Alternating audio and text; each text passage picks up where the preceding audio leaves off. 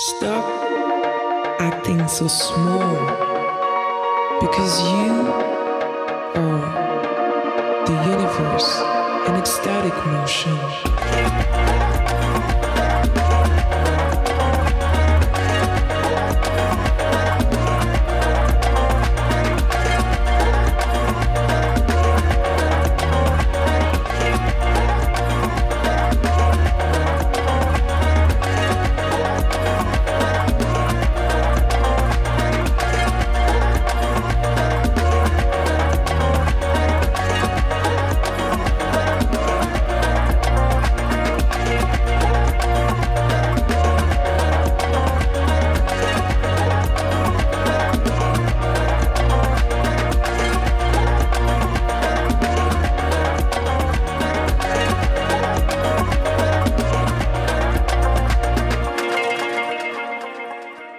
Aujourd'hui, on va travailler ensemble pendant une belle vingtaine de minutes. Il y aura des questions-réponses, vous allez voir pourquoi.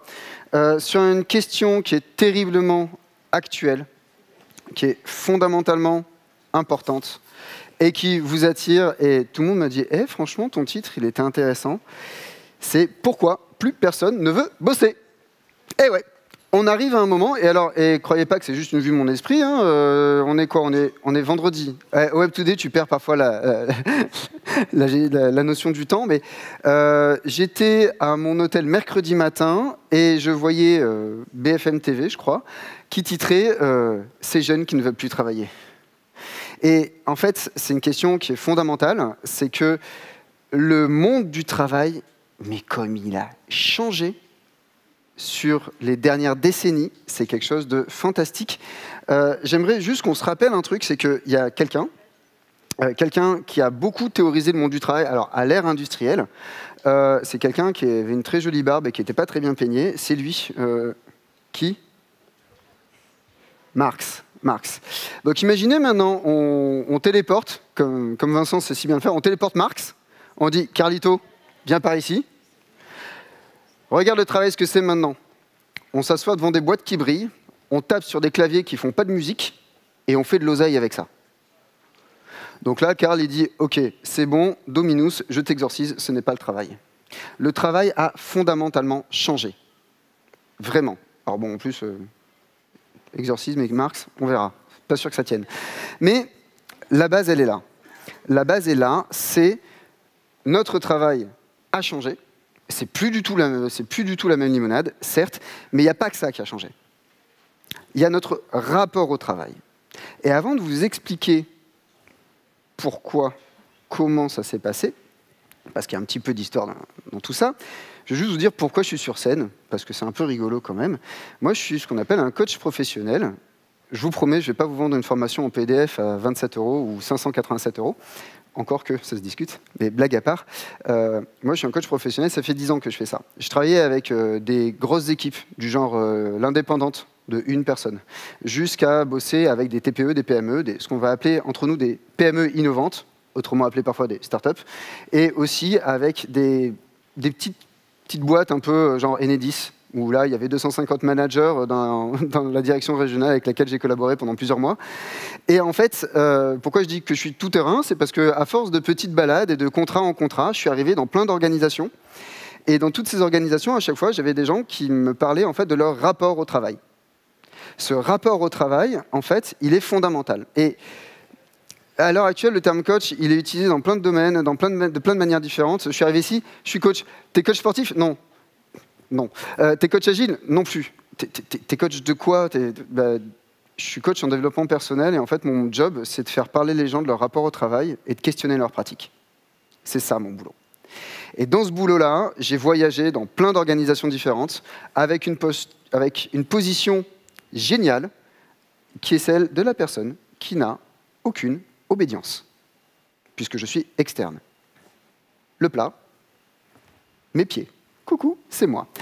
Alors, pourquoi je vous dis ça maintenant ? C'est parce qu'il y a mon expérience personnelle qui a démarré cette réflexion, mais que tout ce que je vous dis, c'est des productions de personnes bien plus intelligentes que moi. Je tiens à la disposition de toute personne intéressée une bibliographie dont je vais vous faire. Je vais vous l'épargner, hein, mais si vous la voulez, je vous l'envoie par mail avec grand plaisir. Tout ça pour vous dire que là, le voyage qu'on va faire, il est documenté, il est documentable, vous trouvez ça facilement. On commence au début. 2 principes de base.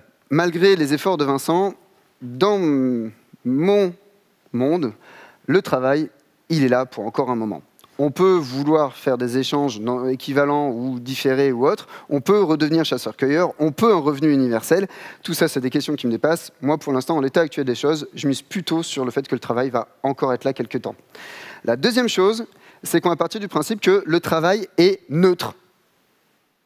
Alors, on n'est pas dans des notions de genre. Hein. Le travail est neutre dans le sens où le travail, il est ce qu'on en fait. Il n'est ni positif, ni négatif. Il est neutre. C'est une masse, c'est un concept inerte de ce point de vue-là. Et ça va être essentiel pour la suite de la discussion. Parce que, qu'on soit clair, quand Vincent me présente en disant « c'est quelqu'un qui vous dit de bosser moins et de vivre plus », on pourrait croire que je ne veux pas travailler, comme dans la chanson. C'est faux, j'adore mon métier. Je pense que je gagne au loto ce soir. Bon, j'ai pas joué, mais je gagne au loto. Je continue à faire mon travail, parce qu'il m'anime profondément. Mais le travail est neutre. Et c'est par là que ça commence les problèmes. Parce que le travail est neutre, et le problème, c'est qu'on l'a rendu toxique. On ne veut plus travailler parce que, dans les dernières décennies, notre rapport au travail et le travail sont devenus toxiques. Les deux. Ce n'est pas le travail qui est devenu toxique et nous qui sommes restés sains. Ce n'est pas nous qui sommes toxiques et le travail qui est sain, c'est les deux. Et on a fait ça de 3 manières principales. La première, c'est les process. Il y a 40 ans, on avait des process qui étaient tirés de cas pratiques et pragmatiques, qui étaient tirés d'expériences, qui étaient mis en place par des salariés qui disaient « j'ai mangé ça sur le terrain, voici un protocole utile pour le faire ». Et on est en train d'y revenir. Mais entre-temps, on a fait tout un détour par l'absurdie et le toyotisme qui nous ont fait suroptimiser certains process. Comme on a suroptimisé certains process, on a fait une petite bêtise au milieu, c'est qu'on a sorti le salarié de l'équation. On verra pourquoi c'était une petite bêtise sur le long terme. Le deuxième truc, c'est qu'on travaille trop. Et vous allez voir que c'est là que la double toxicité arrive. On travaille trop dans le sens où passer sa journée 8, 9 heures, le popotin sur une chaise, à quel moment ça nous semble être une bonne idée? À quel moment, dans un esprit sain, on se dit, écoute, cette chaise-là, c'est ma maison pendant 9 heures, et puis j'ai autre chose à faire le reste du temps. On travaille trop dans le sens où on a toujours, même maintenant, des réflexes de présentéisme. Même après Covid, on a encore ce réflexe du présentéisme. J'en suis un bien piètre exemple aujourd'hui. Je suis enrhumé comme pas deux et je suis sur scène. En même temps, Web2Day oblige. Voilà. Même avec une jambe cassée, je pense que je serai là, tellement c'est un plaisir d'être là. Donc, le rapport qui est un peu problématique, c'est le volume de travail. On travaille trop. On nous force, entre guillemets, le cadre légal est plutôt fait pour 35 heures de travail. Sauf que la charge de travail équivaut plutôt à 45 heures de travail. Celle-là, vous la connaissez. Vous la voyez, faire rentrer un 43 bonhomme dans un 36 de 12 ans. Vous la voyez, le fait de mettre un gros pied dans une toute petite chaussure. Et je ne parle pas d'escalade, là. Hein. Je parle de chaussures de tous les jours avec lesquelles vous allez faire des bornes et des bornes. C'est ça qu'on vit au quotidien. On voit trop gros pour le temps qu'on a à disposition. Et en plus, et c'est là qu'arrive le management, on nous reconnaît comme si on avait fait un 10e du temps de travail. Parce que le troisième point où la toxicité s'est installée, c'est qu'on a vu des gens techniquement excellents, mais vraiment des cadors et des cadoreux dans leur domaine, et on leur a dit, t'es au top, du coup, tu deviens manager. Donc, ta zone de génie, ta zone d'excellence, on l'oublie, et on te met dans un poste sur lequel tu n'es pas formé. Bisous. Donc, qu'est-ce qui se passe? On a des managers qui ont peur. Qu'est-ce qu'ils vont faire? Ils vont chercher de la réassurance. Comment est-ce qu'on va chercher de la réassurance? En demandant toutes les 2 secondes, t'as bien fait le dossier Berthier? Ouais, ça va? Dis donc, sur la landing page, t'as bien mis le bouton en orange? Est-ce que tu es sûr qu'il ne faudrait pas plutôt un orange clémentine plutôt qu'un orange soleil couchant? C'est bon, vous la voyez, la réalité du micromanagement. À part certaines personnes qui sont dysfonctionnelles, globalement, on peut se mettre d'accord sur le fait que micromanager, c'est avoir peur. c'est aller chercher de la réassurance auprès de ses équipes, parce qu'en fait, on n'est pas formé au management, qu'on nous a livré un meuble Ikea sans le mode d'emploi, et ainsi de suite. Et en fait, ça, c'est comme ça qu'on a rendu le travail toxique. Surtout qu'en plus, si on regarde sur les 40 dernières années, au début, on signait pour une deuxième famille. En 70-80, qu'est-ce qui se passait? Tu signais, tu faisais toute ta carrière dans le même bouclard. Bon, tu avais un tonton bizarre et une cousine pas comme les autres, mais finalement, tu avais un statut social, tu avais une place et tu savais à peu près ce qui allait se passer. On a suroptimisé dans les années 80 dans un modèle économique qui était en train de s'effilocher avec un lien social qui a drastiquement changé. Je le fais vite parce qu'il y a des trucs vachement plus drôles après. Enfin, il y a un moment bizarre, mais vous inquiétez pas, ça va bien se passer. Et à la fin, il s'est passé un truc très très cool, c'est qu'à partir de 2010, les murs sont devenus transparents. Et je ne parle pas du fond de la salle, je parle du fait que depuis 2010, grâce à la digitalisation du monde du travail, le digital comme secteur de travail, mais aussi le digital comme moyen de production, on a commencé à avoir des réseaux sociaux, on a commencé à avoir des informations qui circulaient en dehors des entreprises, et le fameux « c'est comme ça dans le secteur », ça ne tient plus. Surtout qu'en 2015, en France, il s'est passé un truc, alors on va voir si vous êtes affûtés. Qu'est-ce qui peut se passer pour rendre les murs transparents en 2015 en France? Il y a un site internet qui ouvre, Glassdoor. Et là, les avis des anciens salariés apparaissent. Pam, pam, pam. Il se passe un truc génial, c'est que donc en 2015, commence à y avoir ça, il y a de plus en plus de gens qui prennent la parole sur les réseaux sociaux. 2017, MeToo, excellente initiative pour qu'enfin la parole se libère sur ce genre de problématiques. On a ensuite, balance ta start-up, balance ton agence, balance ton alternance, balance ton stage, balance ton voisin, peu importe, on a tous ces trucs de libération de la parole. Et c'est génial. Parce qu'en fait, si on regarde bien la digitalisation des moyens de production, qu'est-ce que ça a fait? Ça a fait qu'on produit plus vite, voire qu'on produit mieux, de base, bon, sauf quand il s'agit de faire discuter une interface Vulcain avec une interface Klingon, ça c'est encore un autre débat, mais au final, on pourrait bosser moins, pourtant on bosse pareil. Et si on regarde la logique fondamentale, quand vous avez une pile de vaisselle chez vous, vous dites tiens j'en ai pour 20 minutes, si vous la bouclez en un quart d'heure, est-ce que vous passez 5 minutes à frotter l'évier? Ça n'a aucun sens. Ça n'a strictement aucun sens. Et pourtant, à l'heure actuelle, c'est exactement ce qu'on fait dans le monde du travail. D'où le on travaille trop. On produit comme avant, on est payé comme avant, et pourtant, y a une marge qui se fait. Et comme dirait une certaine dame, les chiffres ne sont pas bons, Kevin. Alors, globalement, 2020, vers là, fin des années 2010, début des années 2020, qu'est-ce qui se passe? Capacité de production, on a. Qualité de production, on a. Création de valeur ajoutée, salut Karl Marx, on a. Reconnaissance, on n'a pas. Pouvoir, liberté, on n'a pas. Répartition de la richesse, on repassera. Du coup, en fait, ce qu'on a en 2020, et vous allez voir que la date n'est pas importante que pour ce que vous croyez, c'est qu'on en a gros.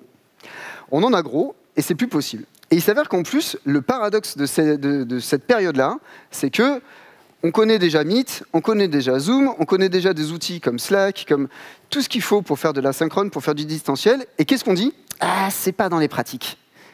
Ah, mais ouais, mais c'est pas dans les usages, tu comprends? On est trop petit pour être à distance. On est trop gros pour être à distance. On est trop X, Y, Z, peu importe, pour être à distance.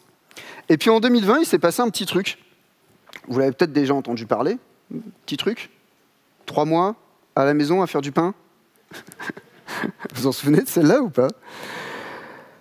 Là, on arrive sur une théorie personnelle. Hein, je vous rassure, celle-là, elle est maison. On arrive sur un petit truc qui s'appelle le Covid. Et pendant 3 mois, il y a peut-être des trucs qui vous ont frappé. Alors, juste, on va faire un petit sondage. Qu'est-ce qui vous a vraiment frappé pendant le confinement? Est-ce que c'est que vos enfants, si vous en avez, n'étaient peut-être pas au potentiel, mais juste pénibles? Par moment. Laissons-leur le bénéfice du doute. Par moment. Non. OK. Est-ce que c'est que passer 1h30 à aligner des slides pour animer un Zoom qui aurait pu être un email, c'est une vaste perte de temps? Ça parle, de suite, tu vois, on fait une blague sur rigole, ça rigole. Par contre, là, tout le monde se rappelle de la présentation du 12 avril qui finalement n'était pas une si bonne idée. Non, c'est pas ça. C'est pas du tout ça. Le truc dont je vais vous parler là, C'est ce qui est responsable à l'heure actuelle de toutes les reconversions post-burnout, post-Covid. Le burnout, on en parlera aussi. C'est ce qui fait qu'à l'heure actuelle, la France vit un exode urbain, c'est-à-dire les gens quittent les villes. C'est aussi ce qui fait qu'on a une population active qui est en grande détresse psychologique à l'heure actuelle. Il faut le savoir, la santé mentale au travail, ce n'est pas juste des trucs de RH, c'est essentiel à l'heure actuelle. Et là, pour le coup, le voyageur d'organisation que je suis peut en témoigner de première main. Il est très important qu'on s'occupe de ça. La vraie notion qui nous a tous frappés comme ça, pof, qui nous a fauchés de plein fouet, c'est qu'on allait tous mourir. Ah ouais, c'est moins drôle, hein. Mais si tu regardes pendant le confinement, tu te dis putain, j'applaudis à 20h, mais je peux quand même crever de 3 gouttelettes sur un morceau de carton. Putain, je fais la positive attitude, parce que tu comprends, on est en guerre, il ne faut pas se laisser abattre, mais finalement, le pilier principal de ma vie, ma santé, il est peut-être pas si stable que ça. Ouais, j'ai fait du pain et j'ai réappris à faire du macramé alors que je déteste ça, mais au final, qu'est-ce qui se passe? Pourquoi j'ai ce job? Pourquoi j'ai cette vie? Et là, on s'aperçoit d'un coup, on arrive dans un processus de gestion de traumatisme au niveau collectif. C'est ce qu'on va appeler la réactance. On avait déjà un problème relationnel au travail. On a en plus un événement qui nous rappelle qu'on allait tous crever. Ce qui était déjà, de base, c'était fait, c'était sûr. Mais là, on n'a plus moyen de l'éviter. On n'a plus moyen de se dire « Mais non, mais c'est qu'aux autres, ça va aller !» Non, c'est fini. C'est fini. C'est sûr. Il y a un moment, ça va nous arriver. Et cette période-là, elle déclenche chez nous la réactance. La réactance, est-ce que quelqu'un en a déjà entendu parler? Non. La réactance, c'est la sœur oubliée de la résilience. La résilience, ça va. Normalement, on vous a suffisamment bassiné en pré-post-Covid de cette histoire. Résilience, allez, on serre les dents, on y va, et puis ça ira mieux. La réactance, c'est quoi? C'est on se lève et on se casse. On a un phénomène de réactance collective. La réactance, c'est quoi? C'est quand on se sent enfermé dans une situation, qu'on voit toutes nos options se barrer les unes après les autres, on se lève et on se casse. C'est aussi simple que ça. Et c'est ce qui se passe. Si vous regardez, pourquoi plus personne ne veut bosser? Il y a cette notion de réactance, mais elle ne vient pas du fait que les gens détestent le travail. Vous allez voir ce qui va se passer derrière, c'est moi qui l'ai fait, je trouve ça sympa. Vous allez voir. C'est pas que les gens détestent le travail. Non. C'est qu'en fait, ils ont été 3 mois enfermés dans leur appartement, et ils ont dit, putain, c'est quoi cette vie subie, là? C'est quoi cette série de choix par défaut qui fait qu'à un moment, je me retrouve là, un jeudi, 19h45, en visio, parce que j'ai un manager en carton-pâte qui n'est pas capable de se prendre par la main et de se rassurer tout seul. J'en vois un devant qui se marre, genre, putain, mais ça tape tellement proche de ce que j'ai vécu, ça me fait plaisir. C'est ça qui s'est passé. C'est qu'en fait, les gens ont refusé cet état de fait. Et dans un monde de start-up, c'est ce qu'on appelle, on refuse un statu quo et on va challenger le marché. Et c'est ce qui se passe. Vous allez voir la suite. En fait, ça fait 10 ans que les spécialistes, des gens bien plus intelligents que moi, parlent de l'importance de réinjecter du sens au travail. Il faut du sens au travail pour garder les gens engagés. Plot twist, depuis 2017, et c'est encore en baisse, selon l'Institut Gallup, et oui, je vous ai dit que j'avais travaillé mon truc, moins de 6% des salariés français sont activement engagés au travail. 25% sont activement désengagés. Le reste est neutre. Pourquoi je vous dis ça? Parce qu'en fait, le sens au travail, c'est toujours vrai, mais c'est plus suffisant. Parce qu'en fait, ce qu'il faut faire, selon moi, là, j'arrive parfaitement dans le truc où je prends un risque, c'est qu'en fait, c'est bien, mais c'est pas suffisant. Ce qu'il faut faire, c'est interroger le sens du travail dans la vie. On nous a enseigné, au début de nos carrières, à avoir un plan de carrière. En fait, c'est faux, c'est plus du tout suffisant. Ce qu'il faut, c'est un plan de vie avec dedans un travail. Il y a encore quelques années, vous avez écoute, mange ta vache enragée pendant quelques années, tu fais ta vie autour du boulot, puis après tu réfléchiras. Et là, il y a toute une génération, plus jeune que moi, et puis même des actifs de mon âge et plus vieux, qui disent non, c'est 8 heures par jour, elles doivent avoir une cohérence. C'est pas que les gens ne veulent plus travailler, c'est qu'ils ne veulent plus travailler à n'importe quel prix. On l'a vu mercredi matin, il y avait une conférence sur le mouvement Freelance for Good. On l'a vu avec tous les contenus sur les boîtes à impact. Ça ne vient pas de nulle part. C'est que le travail doit avoir un sens en lui-même, mais un sens dans nos projets de vie. Alors, c'est peut-être des questionnements. On m'a dit, ouais, mais ton truc, c'est des questionnements de personnes diplômées, intelligentes et tout, formées. Pas nécessairement, parce qu'en plus de ça, il y a tellement de nouvelles manières de gagner sa vie. Excusez-moi, mais qui, il y a 5 ans, pouvait dire, moi, je vais devenir créateur de contenu sur LinkedIn et on va me payer pour faire des posts? Non, personne. Parce qu'il y a 5 ans, LinkedIn n'était pas dans cet état-là. Et donc, il y a tellement de nouvelles manières de gagner sa vie que ce n'est pas une question de diplôme, pas diplôme, d'intelligence, pas intelligence. C'est une question de questionnement. Coucou, revoilà le coaching. Alors, on va aller plus loin. Il y a des solutions. Je ne vais pas vous laisser comme ça décousu. Il y a plein de solutions vachement intéressantes. Alors, vous les connaissez, c'est repartir sur une basse scène. Hop, on remet le salarié au milieu. On part du principe que si tu embauches des adultes fonctionnels, ils ont leur mot à dire dans ton organisation. On arrête l'innovation top-down et on commence à travailler sur une innovation ascendante. Coucou, tu es aux réalités du terrain. Comment est-ce qu'on peut faire pour que l'entreprise devienne un bon véhicule, pour que tu fasses de l'excellent travail comme on a envie que tu le fasses? C'est de la base. On repart sur cette basse scène. On forme nos managers, évidemment. On arrête de dire que QVT, qualité de vie au travail, prévention des risques psychosociaux, c'est des trucs de grands groupes, c'est des trucs qui concernent tout le monde, y compris les indépendants. Et on travaille ces sujets-là. Et quand on est un collectif, on crée un truc essentiel. On crée un cerveau collectif et on crée un environnement où tout peut se dire, y compris « j'ai besoin d'aide ». Tous ceux qui sont dans un collectif, dans une équipe à l'heure actuelle, dans combien d'équipes dont vous avez fait partie, dire « j'ai besoin d'aide » a été réellement pris au sérieux? Nous sommes tous des professionnels. Nous avons tous été engagés pour des tâches. On est censé nous faire confiance, nous donner une certaine liberté, au moins de jugement. Quand on a un salarié qui dit qu'il a besoin d'aide, qu'elle dit qu'elle a besoin d'aide, ne pas le traiter, c'est ne pas considérer sa parole. Ne pas considérer sa parole, c'est ne pas considérer sa place.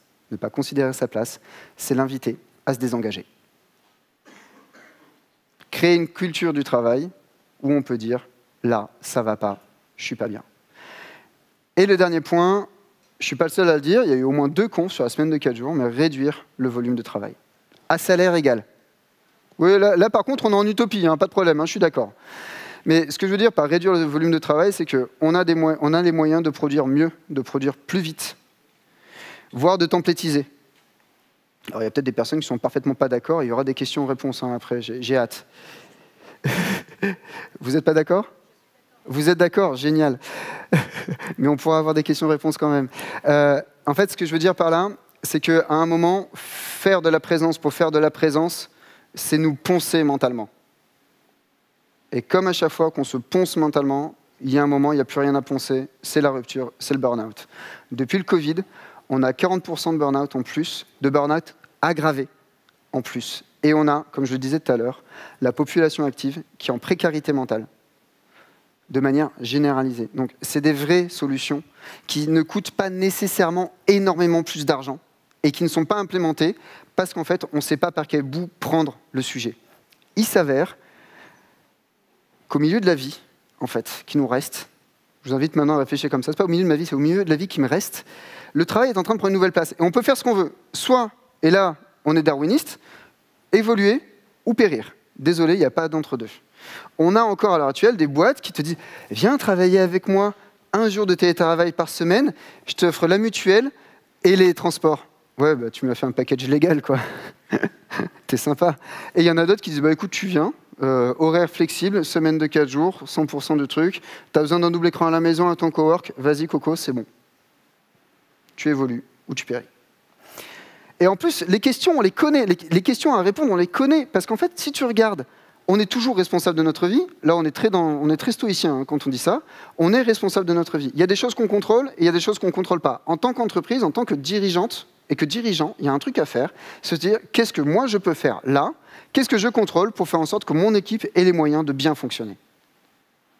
Et parfois, c'est simplement faire sauter un meeting d'une demi-heure qui embête tout le monde. Ça ne coûte rien de s'interroger. Ça ne coûte strictement rien. Par contre, ne pas s'interroger peut coûter gros. Et il me reste un tout petit peu de temps, donc vous savez, hein, je suis coach, et les coachs, ça répond à des questions par des questions. Ah, c'est un truc comme ça, hein, je suis désolé.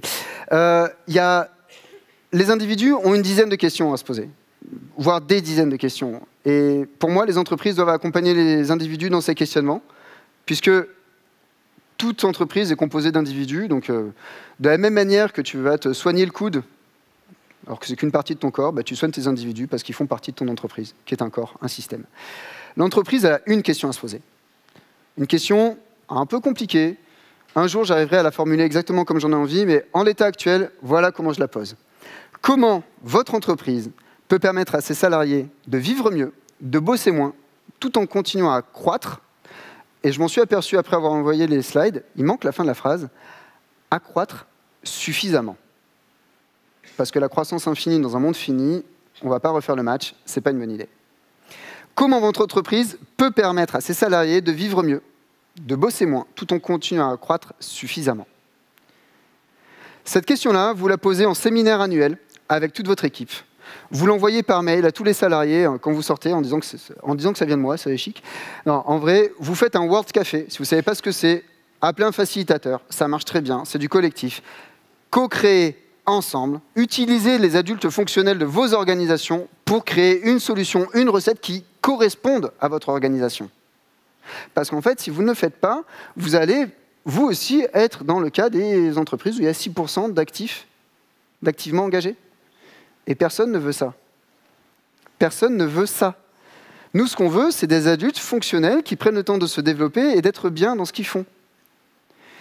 Et un adulte fonctionnel, développé, qui est bien dans ce qu'il fait, il y a un truc que cette personne sait faire. C'est faire des choix. Et on va recadrer. Vous connaissez l'adage « choisir, se renoncer ». Ça va? Tout le monde là? Bon, moi, je vais en proposer un autre. C'est choisir, c'est préférer. Beaucoup moins culpabilisant. Et maintenant que vous n'êtes plus dans la culpabilité, j'aimerais vous laisser sur cette question, avant les questions-réponses. Cette question-là, emportez-la, notez-la, prenez-la en photo, tout ce que vous voulez, mais gardez-la. Que préférez-vous pour le reste de votre vie? Merci beaucoup. Alors, il me reste très exactement 6 minutes avant de passer le plateau à une table ronde sur les abdos et sur l'éco-anxiété. Si vous avez des questions, c'est le moment. Et puis sinon, vous avez un email et puis on en parle. Est-ce que quelqu'un a une question quelque part? Ouais. Ah. Alors attends. Alors ouais, moi je bosse dans le branding et du coup, ce que tu dis, vas-y. Salut William. Ça va? Très bien et toi? Ça va. Ouais, ça va être orienté branding, mais pas dans le sens identité visuelle. Tout le monde pense que c'est du visuel de branding. Ma question pour toi, c'est, hier par exemple, en salle Maxi, il y a Jean de Confiance qui a parlé de branding sans dire que c'était du branding, se poser la question de la raison d'être. Est-ce que pour toi, retravailler ce genre d'outils dans des entreprises, ça fonctionne? Et est-ce que tu as vu des exemples où aligner l'interne, l'image qu'on a en interne dans une boîte et la refléter en dehors, est-ce que ça fait le taf ou ça suffit pas? On peut planter un très beau rosier,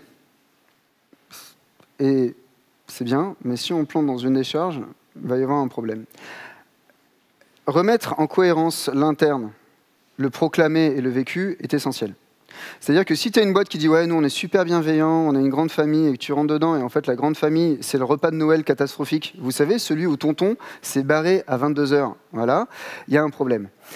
Ce qu'on peut dire par contre, c'est que mettre tout le monde autour d'une table et dire qui on est, qu'est-ce qu'on est, comment on veut travailler, c'est quoi notre futur désirable, c'est déjà une base, c'est la base d'une discussion. Si elle est bien animée, si elle est bien menée, et bien amenée, et bien vendue à l'équipe, c'est la base d'une discussion fondamentale pour l'équipe.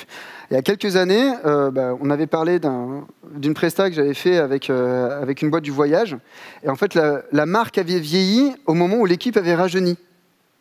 Et du coup, il y avait cette image de marque externe qui ne parlait plus à l'équipe. Et en fait, on a rajeuni la marque. Moi, j'étais coach collectif, j'étais dans le posture de coach collectif. Donc, il y avait des personnes bien plus sachantes que moi en branding qui étaient sur le truc. Et en fait, on a pris tous les managers et on a réharmonisé la vision du bon travail dans cette entreprise. Qu'est-ce que c'est le bon travail? Comment on le définit? Comment on le travaille? Qu'est-ce que ça veut dire avoir la bonne relation au travail? Comment est-ce qu'on transmet ça auprès de nos clients pour qu'ils achètent ça aussi quand ils achètent chez nous? Et on a rajeuni la marque comme ça. Et du coup, les gens étaient bien plus en cohérence. Donc oui, ça marche, mais ce n'est pas suffisant. Ce qui va être suffisant, on en revient à la base dont je parlais, créer un endroit où tout peut se dire. Une fois que vous avez ça, vous avez un boulevard, un champ des possibles immense devant vous. Est-ce qu'il y a une autre question? Oui. Juste, regarde, hop, de l'autre côté. Oui, bonjour, merci William pour cette présentation. Mais je rebondis juste sur ce que tu viens de dire. Oui. Tout le monde ne sait pas aussi ce qu'il veut des fois. Bien sûr. Et notamment, je pense beaucoup aux jeunes qui semblent assez paumés quand même, qui savent pas exactement ce qu'ils veulent, où aller, quoi faire, et comment on peut aussi, même les adultes, on évolue au fur et à mesure du temps, il y a des choses qui changent. Et donc, pouvoir tous se dire oui, mais est-ce qu'on sait tous ce qu'on veut dire, en fait? Alors, je vais faire un parallèle. On parle souvent du langage de l'oppression patriarcale. Est-ce que vous avez déjà entendu parler de ça? Le fait que le langage, par défaut, est oppressant. Bon. Si on crée un espace où tout le monde peut dire même « je ne sais pas », alors on crée un espace où quelqu'un peut dire « est-ce que tu as envisagé ça ? Est-ce que tu as déjà imaginé ça ?» Créer un endroit où tout peut se dire, ça veut dire tout simplement créer un endroit où on ose dire « je suis en galère parce que je ne sais pas ce que je veux ». Et à l'heure actuelle, ça fait quelques années que je donne plus trop de cours et de formation à des masters, licences et tout, j'en faisais avant. Mais pour moi, en tout cas, les gens qui ont à l'heure actuelle moins de 25-26 ans savent à peu près ce qu'ils veulent. Hein. Et c'est pour ça qu'on a de plus en plus de boîtes à impact qui sont créées par des jeunes diplômés. C'est pour ça que l'an dernier, tu as je crois que c'était des diplômés d'agritech qui ont dit « Oh, nous on fera pas ça, on va aller faire ça, désolé. C'était cool l'école d'ingé, mais on va pas faire ça, et ainsi de suite. » Parce qu'en fait, après, tous les jeunes n'ont pas ça. Alors, tous les jeunes n'ont pas ça, et en fait, dans un monde dont je rêve, on pourrait créer, y compris dans l'éducation nationale, un espace qui ne soit pas un conseiller d'orientation, mais plutôt un espace de réflexion sur l'orientation où les gens pourraient faire ça. Et juste dire, en fait, je ne sais rien, le bac, on va toujours présenter ça comme une finalité, l'étape d'après, je ne l'ai pas. Voilà. J'ai le temps pour une dernière micro-question. Merci. Oui, hop. Bonjour, merci pour la présentation. Avec plaisir. Je trouve que c'est un discours qui est hyper intéressant. Voilà, instiller de l'innovation, etc. Comment on fait quand on est dans une boîte où on veut rester quand même, mais qui a des structures très traditionnelles? Comment on fait pour instiller un peu plus de, voilà, on régule, on repart sur des bases saines, moins de process, etc. Voilà, quand on ne fait pas partie du management. Alors, je vais te donner la réponse. Cette réponse ne m'appartient pas, elle appartient au conférencier qui était là ce matin. Sur la semaine de 4 jours, j'en vois une qui est là. Coucou. Globalement, il y a autant de réponses qu'il y a de culture d'entreprise. Certaines vont faire des POC, certaines vont essayer d'asseoir toutes les parties prenantes en disant « Bon les gars, les filles, il faudrait qu'on change ça parce que là, on est en train d'avoir un turnover de fou, on est en train d'avoir des gens qui partent dans des mauvaises conditions. » Hier, il y avait une personne de chez Bizet qui parlait sur la semaine de 4 jours, elle aussi, et qui expliquait qu'en fait, eux, ils ont pris les gens, ils ont dit, voilà, nous, on a envie de vous offrir ça, maintenant, à vous de nous expliquer comment on va le créer. Donc là, on est effectivement dans ce que je disais, innovation ascendante. Quand on a une grosse structure, un gros bateau, pour qu'il change de trajectoire, il faut le faire tourner petit à petit. Une équipe qui met en place, sous surveillance de personnes neutres, qui derrière fait un use case, qui est dupliqué dans 2 autres équipes, qui derrière est dupliqué dans une antenne, qui derrière est dupliqué dans une région, qui derrière est dupliqué sur une nation, qui derrière est dupliqué dans le monde, badabim, badaboum, tout va mieux. Là, encore une fois, le problème, c'est la friction. Qui, au sein de ton entreprise, va devoir être un ambassadeur ou une ambassadrice pour promouvoir ce facteur-là. Il y a plein d'initiatives de dingue dans le monde du travail, et il faut que je m'arrête maintenant. Il y a plein d'initiatives de dingue dans le monde du travail qui meurent parce qu'il n'y a pas d'ambassadeur interne. Au moment où vous déployez un groupe d'ambassadeurs internes sur ce genre de démarche, alors vous avez plus de chances de réussir. Ce n'est pas moi qui le dis, c'est la société de consommation actuellement. Regardez, vous achetez des produits parce que des personnes qui font autorité pour vous les consomment. Ça s'appelle le marketing de l'influence et ça marche aussi dans les organisations. Alors oui, c'est de la politique.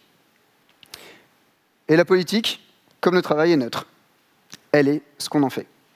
À nous d'utiliser les outils de la politique et de l'influence saine pour créer un monde où tout le monde voudra bosser parce que le travail aura sa juste place dans nos vies. Merci beaucoup.